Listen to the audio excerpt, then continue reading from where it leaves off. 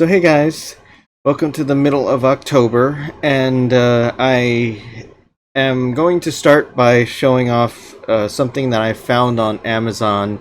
Um, if you have Netflix, you might have seen a stop motion Japanese series called Rilakama, and it's got a really cute bear and a couple of other characters, and apparently they have what is called a crystal puzzle, which basically looks like this. And yeah, it's kind of got the glare. There you go. And the idea is that it's supposed to be like a 3D puzzle that you assemble. Now, I've heard some comments from the online reviews that sometimes it's missing pieces and so on, which I'm hoping that that's not the case with this one, but I guess we'll find out. I had originally thought I might stick it in my office, but I might keep it here. I don't know. But in any case, I'm mostly trying to figure out when and where to assemble it. And, it's got a whole bunch of pieces that combine, and then there's like a rod that goes through the bears so that it holds it all together. Um, but I think it'll be really cute when it's finally put together. But in writing news, I have been working on one of my various projects. I managed to make a little more progress, but not as much as I would like. Um, Still working on steady production and having something regular to show you guys. I kind of have I have a plan but I'm still working on it. I guess the best way to say it is that I haven't made a lot of progress in the last few days, and it kind of has impacted my good mental health that's been going on lately. But I'm gonna keep working on it and see if I can have some better news. But in video news, progress continues. I have video working on another review that I need to record the video plate today, and I still need to finish the script for Sirius because I've actually technically not finished the review itself to do the audio recording, but I don't think that will take too long. I still haven't come up with too many other ideas, but I need to figure out some more things I can produce for I guess other topics other than book reviews, because I like having the book reviews for the start of every month, but I want to be able to also have some other writing or narrative related content that fills the rest of it to hopefully provide, I guess, a little bit more of regular production. Fill it in with whatever else tickles my fancy, or whatever else is appropriate based on what's going on, like con footage and fursuit stuff, things of that nature. And let's see. I guess as far as the books I'm reading, I can talk about. I'm still working on Artifact Space. I'm about 30% of the way through that, and it's definitely starting to take shape. It's been a good book so far, so I'm definitely enjoying the recommendation.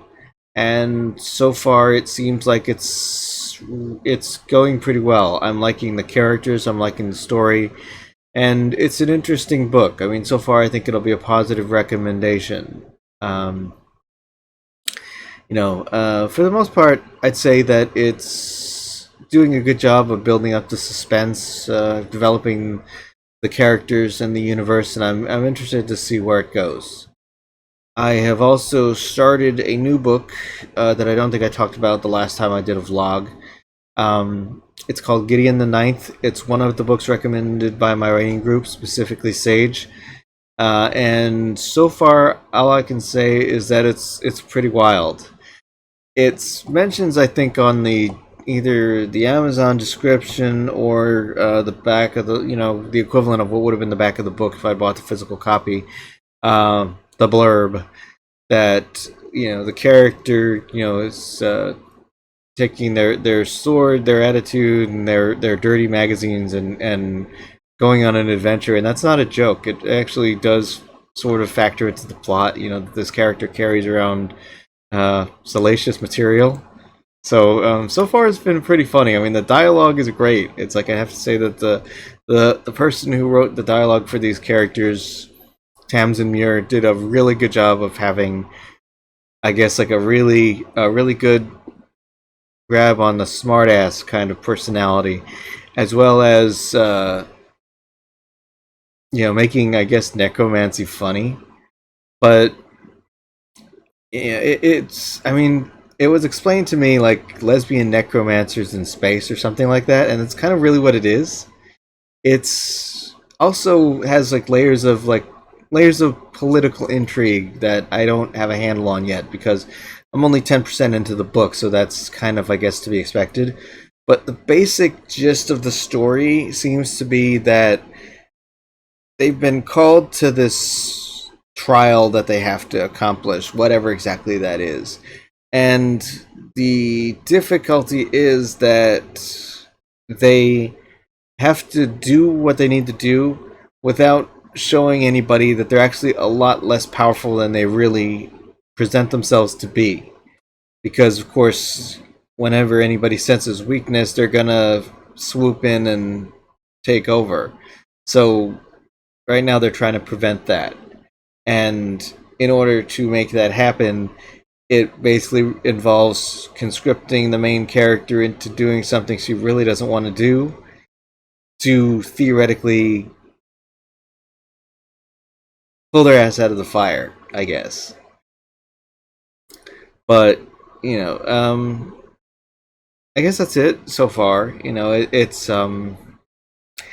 It's shaping up to be a really good book, and I'm definitely interested to see where it goes and what they do with it. So, um, I hadn't originally planned to keep reading beyond the first book, but the person that recommended it to me seems to suggest that the rest of the series is worth reading.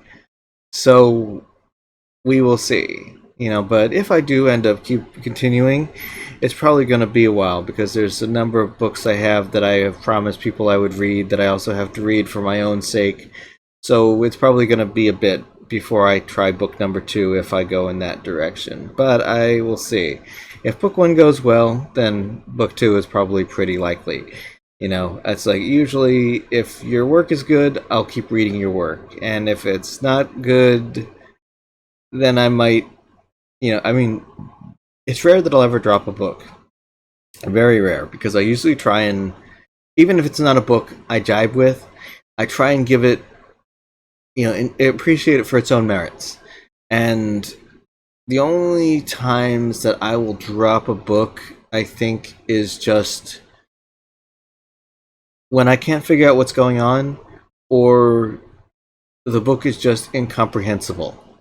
And I will talk about that in a future video that I am planning called What Will Make Me Drop a Book. But other than that, for the most part, I'll usually read it even if it's not necessarily my thing. Like Sirius, I wouldn't recommend it for me. Others might enjoy it. I read the book. It was a competently written piece of material, but there was a lot of things that just didn't suit me. And not the least of which, as I've discussed before, the walls of text that the book consists of, because it's a third person telling somebody else's story to you, the observer, and effectively you are kind of listening to this tale rather than experiencing it through the eyes of the protagonist. But that may bother me more than it bothers other people. And in any case, those are the 2 books I'm reading right now. It'll probably at least keep me occupied for the next 2 weeks, maybe longer, we'll see, because Gideon seems like it's a long book. Artifact Space, maybe not so much, but I've also not really been keeping track as I've been reading it. I have a book upcoming. I have a Picard book, a book about Squirrel Girl, the Marvel superhero, and yes, it is a real superhero if you don't know. There's also Nine Fox Gambit, I think it's called, or something. It's one of those. It's a Machineries of Empire series. And also, I'm looking at a book I bought called Accidental War, which is has a nice cover. I mean, the fact that it's got a pretty cover and it was talking about a space war kind of was enough to get me interested, at least insofar as when I was looking for a book that I was curious about. No one especially recommended to me, so I was going to read this book at some point. I also still have the Red Vixen Adventures, which I promised Royce Day I would read, and I'm still working on uh, Always Gray in Winter. That was the title. Yeah, sorry.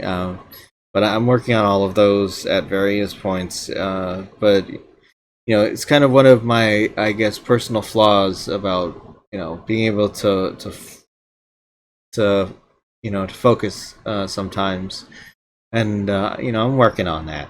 But anyway, a couple of other things to discuss while I'm on it. We're going to be refinancing the car soon. Because mostly when we were trying to purchase a new vehicle back during the summer, Equifax, the credit reporting agency, had my old name on file, and this was keeping them from pulling up my credit report. Well, apparently it was, kind of like my changing my social security card, a huge big headache that took a long time to finally get this knocked out. So now theoretically, Equifax should be updated correctly, and at some point perhaps I will pursue the other two, because they suggested I should talk to Experian and whatever else it was that does the credit reporting agency. But that's something to consider for any trans folks out there. If you go through the process of changing your names, add credit reporting agencies to your list of things, because apparently that's one of those things you will have to do if you want to buy a car or other things. It just never occurred to me, because it's not something you do, it's something you're a part of whether you want to be or not. You have credit, there's agencies that record that information and report it to lenders, and it's a third party thing that never occurred to me. But such as that. But at least as far as they tell me, my name has been updated. They have my new name in the system. I did it right this time, and hopefully the next time we go to the bank, we will give them another $6,000, which was most of the settlement from the old car, and that will drop our payments down a bit, which will be good, and also have the car be more paid for, which is also good. And also related to the I'm taking next Friday off to take care of this, because I don't know how long the bank will take, and also I would kind of like to hopefully do it in the morning so that we have the afternoon to do other things. But that's the plan. We'll be refinancing the car, and then the payments will be on my part of the bank account, and then I can make those payments myself rather than doing it through my partner, which is what we've had to do in order to buy the car in the first place. But it solved the immediate problem, so there was that.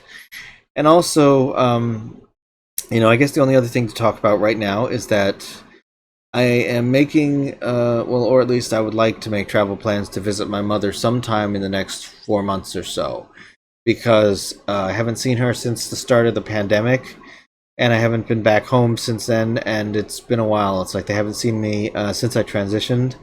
They also haven't seen me just, since all of this craziness, because, in 2020, I didn't feel it was safe to travel. Also, I was unemployed. By 2021, I was running low on funds, and also kind of a little bit concerned about, not being available for a job interview, because if a job interview did come up while I was away, I mean, maybe I could have still done it through a webcam, but I was, just...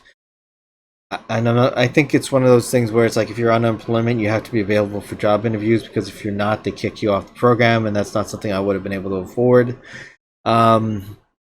But also, there was still a lot of holiday-related cancellations, particularly around those points. So, and I guess, long story short, I plan on visiting Mom. I sent her a text. I meant to send her an email. I still will send her an email, or maybe give her a call and just talk about, when would work best. Normally, I go back for the holidays when I was doing it on an annual basis. But my concern, and I don't know if anybody who's traveled lately would know, but it's just like, usually it seems like around the holidays, They still haven't caught up to pre-pandemic staffing levels, so there tend to be a lot of cancellations, and I would prefer to avoid that if possible. So, I'm not sure if I should avoid the holiday or if I should, just travel like usual and go a few days before, come back a few days after, that sort of thing. Because this year's holiday schedule where I work, they're giving you a day for Christmas Eve and a day for Christmas. I think, I think Christmas falls on a weekend this year. So we get a day off or I think we normally get, the full week. But, we're getting like 2 days for Christmas, I think, and also New Year's Day or a day for New Year's, if not New Year's itself. And that being said, they've changed the whole PTO system so that we don't have that big long guaranteed break in the winter anymore, which is supposedly, I guess, not a significant change because you can still use your PTO for those days if you want, but I don't know. Anyway, that is just about it for now, so I will catch you guys in 2 weeks, hopefully with better news. If you like werewolves, check out my book Blue Moon, available in paperback and ebook on Amazon. Thanks for watching. If you liked it, click the subscribe button and leave a comment below. Catch you later.